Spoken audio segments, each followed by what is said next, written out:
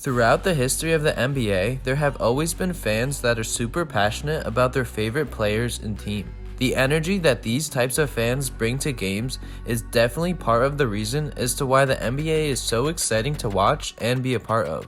However, there have been instances in the past in which certain fans go overboard and seem to forget that athletes are humans too.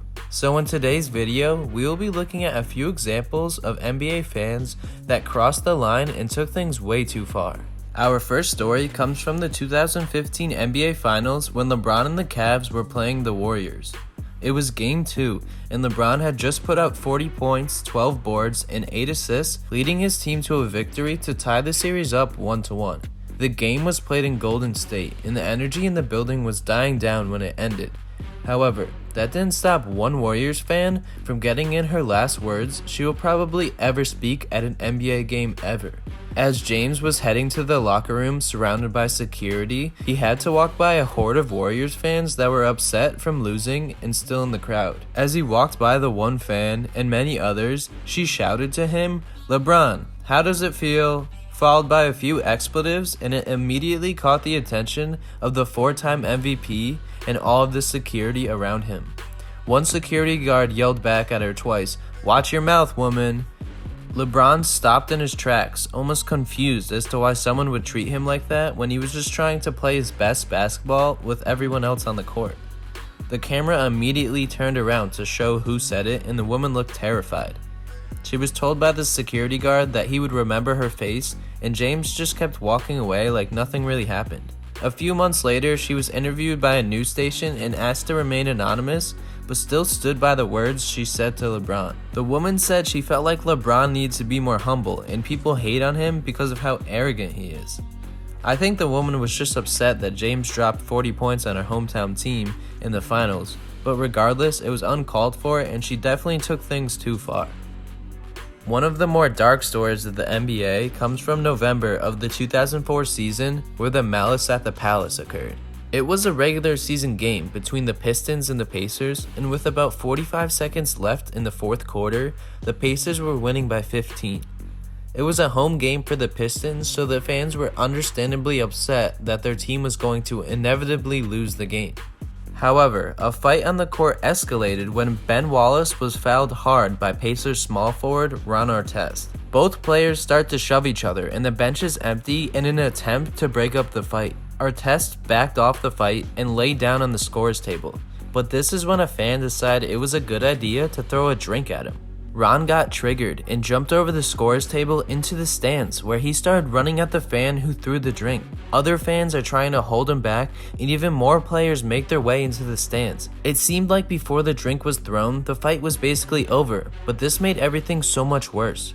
Security is climbing into the stands to try and get the NBA players back onto the court and get the fans off of them. Moments later, a fan runs onto the court and tries to fight players in front of the Pistons bench. The entire brawl lasted for multiple minutes and has gone down as a moment in NBA history that many fans and players wish never happened. The game was cancelled because of the extreme circumstances, even though there were still 45 seconds left on the clock. As the players were walking back to their respective locker rooms, fans were still throwing drinks, cups, and anything they could get their hands on at the players. So what started as an on-court fight between two passionate players escalated to a full-out brawl between anyone sitting near the scorer's table and tons of other players. Obviously, Ron Artest should have never jumped into the stands to attack the fan, but it was also unnecessary for the fan to throw the drink at him.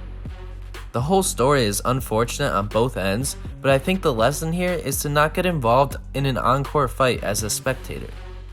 Fast forward to 2019, and we have another instance in which a fan thought it would be okay to treat NBA players however he wanted. In December of the 2019 season, Isaiah Thomas was playing for the Wizards, and they were up against the Sixers in Philly. Thomas paid homage to Sixers legend Allen Iverson by wearing his jersey upon entering the arena. However, the spectators didn't seem to care about that because once the game started, two fans of the Sixers had some vulgar language they wanted to share with Thomas.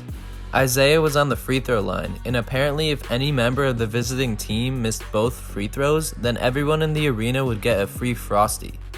So after Thomas missed the first foul shot, the two fans were screaming at him to miss the second, like most would. However, after he made the second shot, the fans started to get aggressive.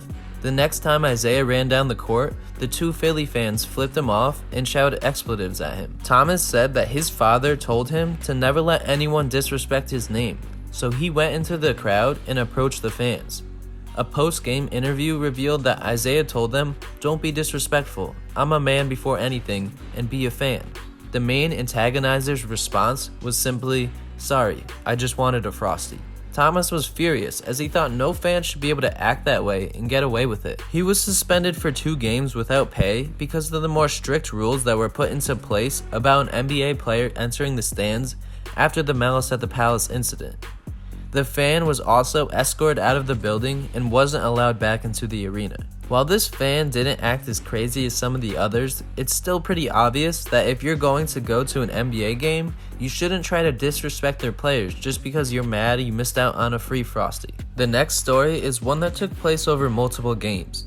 Russell Westbrook has always been a player that likes to show his excitement whenever he or his team are playing well. Unfortunately, a few Utah Jazz fans don't seem to appreciate the way that he plays the game and really express their opinions when Russ is around. During the 2019 NBA season, there were multiple incidents in which the cameras showed Westbrook on the bench talking to fans throughout the game, and no one really knew what was happening. It seemed like whatever the Jazz fans were saying to him rubbed Russ the wrong way. After the game, Westbrook told reporters that he was rude to the fans because 2 of them were using racial slurs and told him to get on his knees like he used to.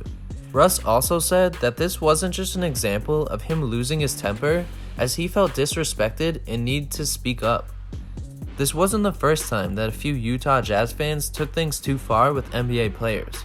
Multiple teammates of Russ, as well as Jazz guard Donovan Mitchell, even said that there have been a few times where fans seem to cross the line. This incident and a few others from previous seasons forced Utah's owner to address the arena before the next home game, in which she stated that she and the Jazz organization believe in treating people with respect. Westbrook was eventually fined $25,000 for his profane comments to the fans, because while he was being disrespected, it still makes the NBA look bad when players are verbally fighting with the fans.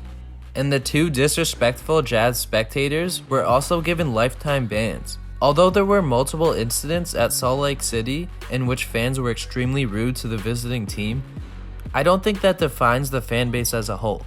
Unfortunately, some people go to NBA games and seem to forget that players are humans just like they are. Overall, these fans crossed the line and took things way too far, causing the entire Jazz organization to apologize to the Thunder and reach out to their own fan base in an attempt to prevent similar incidents from occurring in the future.